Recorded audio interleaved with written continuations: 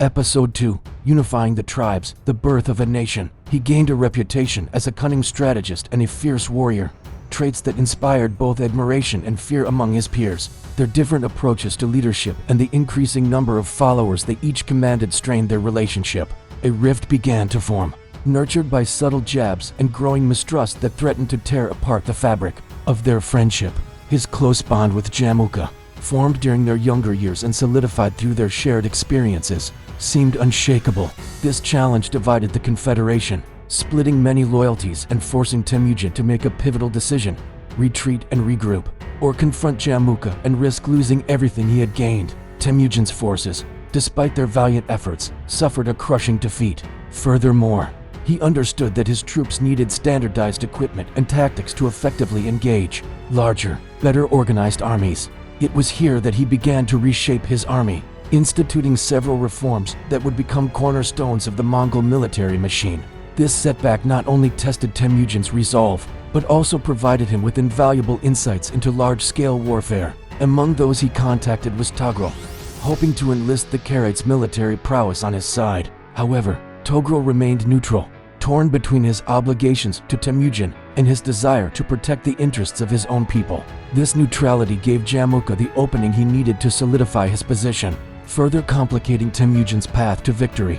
This reform aimed to create a sense of unity within his forces, fostering a sense of shared identity and purpose among his soldiers. He continued to reach out to various tribes, forging strategic alliances and securing their support in his ongoing struggle against Jamukha. As the struggle intensified, Temujin found himself facing not only Jamukha, but also the combined forces of several hostile tribes, including the Kereit under Toghrul's command. Many of Jamukha's followers, including some of the Naiman tribes, either pledged their allegiance to Temujin or were absorbed into his expanding sphere of influence. This victory not only consolidated his power, but also set the stage for the unification of the Mongol tribes under his banner. He recognized the effectiveness of ranged combat and incorporated it into his tactics, creating a formidable fighting force that was both mobile and deadly. New threats emerged from neighboring regions, and he would need to continue to demonstrate his military prowess and strategic brilliance to secure his place as the leader of a unified Mongol nation.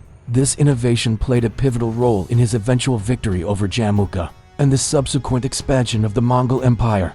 However, Toghrul, influenced by his close advisor, Borte, rejected Temujin's offer and instead chose to maintain a non-aligned stance. Temujin, determined to eliminate this threat, assembled his forces and marched on Toghrul's capital. However, Temujin's troops, bolstered by their cavalry archers and armed with longer bows, repelled the attack, inflicting heavy casualties on the enemy. As the balance of power shifted following Jamukha's defeat, Toghrul found himself increasingly isolated. With the defeat and demise of Toghrul, the Kereit were incorporated into Temujin's growing empire, solidifying his control over the northern and western regions of Mongolia. Temujin, eager to put an end to the conflict once and for all, assembled his forces and set out to find his former ally turned bitter rival. Moreover, Temujin reorganized his troops into more manageable units, enhancing their mobility and adaptability on the battlefield. Toghrul, despite having the advantage of numbers, struggled to effectively utilize his troops due to the lack of coordination among the various tribal contingents under his command. Despite the overwhelming odds against him, Jamukha, with the assistance of a few loyal followers, managed to hold off Temujin's troops. Acknowledging Temujin's generosity and understanding the futility of further resistance, agreed to the terms, choosing to lay down his arms and accept the offer of peace. Deeply wounded by the events that transpired and unwilling to compromise his principles, declined Temujin's offer. Despite the bitterness, Jamukha displayed courage and nobility by requesting a swift and honorable death without bloodshed, believing that spilling blood would dishonor his status as a descendant of the legendary Mongol warrior. Bodensher, Temujin, magnanimous in victory, offered Jamukha the chance to live out the remainder of his days in peace. Temujin was troubled by the thought of Jamukha's potential threat if he were to escape.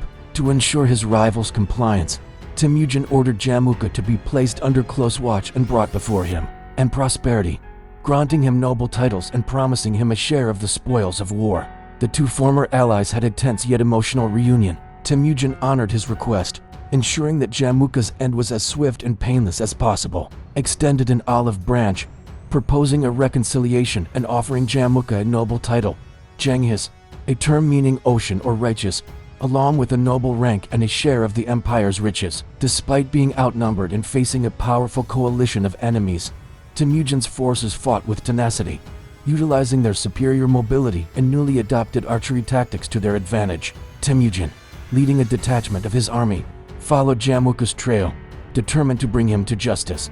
His forces, though smaller in number, were bolstered by the introduction of cavalry archers, a tactic borrowed from the Kereits. The conflict resulted in heavy casualties on both sides, testing the limits of endurance and resolve. These archers proved to be highly effective, harassing enemy troops and providing much-needed fire support. He also emphasized the importance of intelligence gathering and reconnaissance, recognizing the value of knowing one's enemy and the terrain. These reforms were instrumental in laying the groundwork for the Mongol military's future success.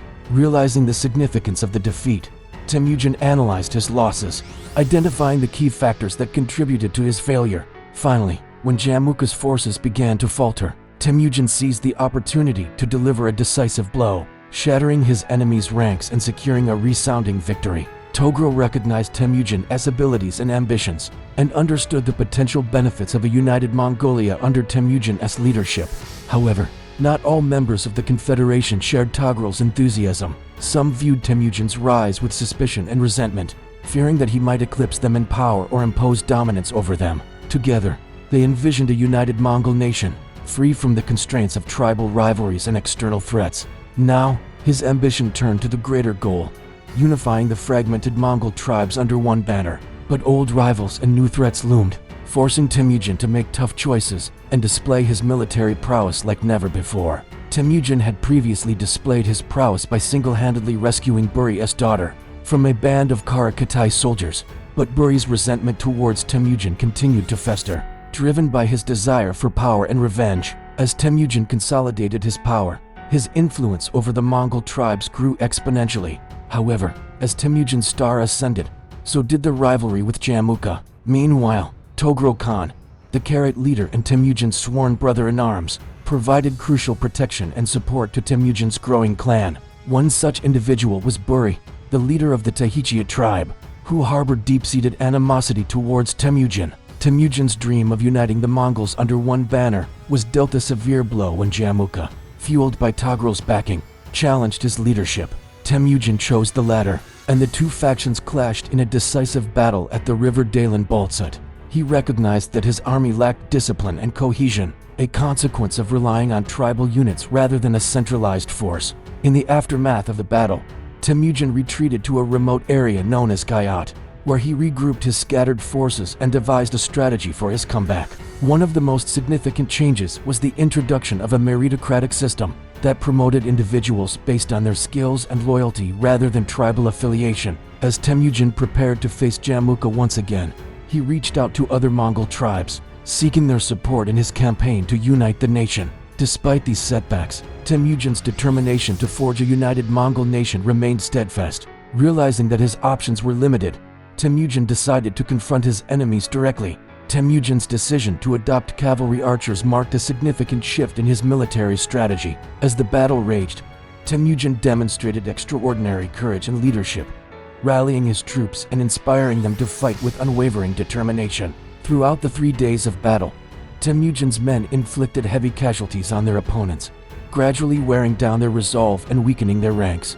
With the defeat of Jamukha, Temujin's position as the dominant force among the Mongols was firmly established. However, Temujin's challenges were far from over. Despite his previous alliance with Toghrul, tensions between the two leaders continued to simmer, driven by Toghrul's reluctance to fully commit to Temujin's vision and his own desire for autonomy. Temujin, eager to secure the full support of the Kereit, dispatched a delegation to persuade Toghrul to join his cause wholeheartedly. This decision enraged Temujin, who viewed Toghrul's hesitation as a betrayal of their brotherhood and an obstacle to his goal of unifying the Mongols. The ensuing battle at Kalakaljid was a brutal and desperate affair. As Temujin's forces laid siege to the fortified city, Temujin's army, though smaller than Toghrul's, was more disciplined and cohesive, thanks to the reforms Temujin had instituted since their previous encounter with Jamukha. As the battle reached its climax, Toghrul's Kereit warriors, along with other allied tribes, launched a final desperate assault on Temujin's forces. Realizing that the tide of battle had turned decisively against him, Toghrul abandoned his capital and fled, eventually succumbing to the relentless pursuit of Temujin's forces. This victory not only showcased Temujin's military prowess, but also marked a significant step towards the unification of the Mongol tribes under his banner, bringing him closer to his long-held goal of creating a powerful and unified Mongol nation. After dealing with the threat posed by Toghrul and the Kereit, Temujin turned his attention to Jamukha, who, despite suffering defeat at the Battle of the River, remained at large. Through intelligence gathered by his scouts, Temujin learned that Jamukha had taken refuge with a small group of loyal followers near the Orkhon River. As Temujin's forces closed in on Jamukha's whereabouts, the two leaders' paths crossed in a dramatic confrontation. However, realizing that resistance was futile, Jamukha ultimately surrendered to Temujin, hoping for a peaceful resolution to the conflict. That's all for today's episode.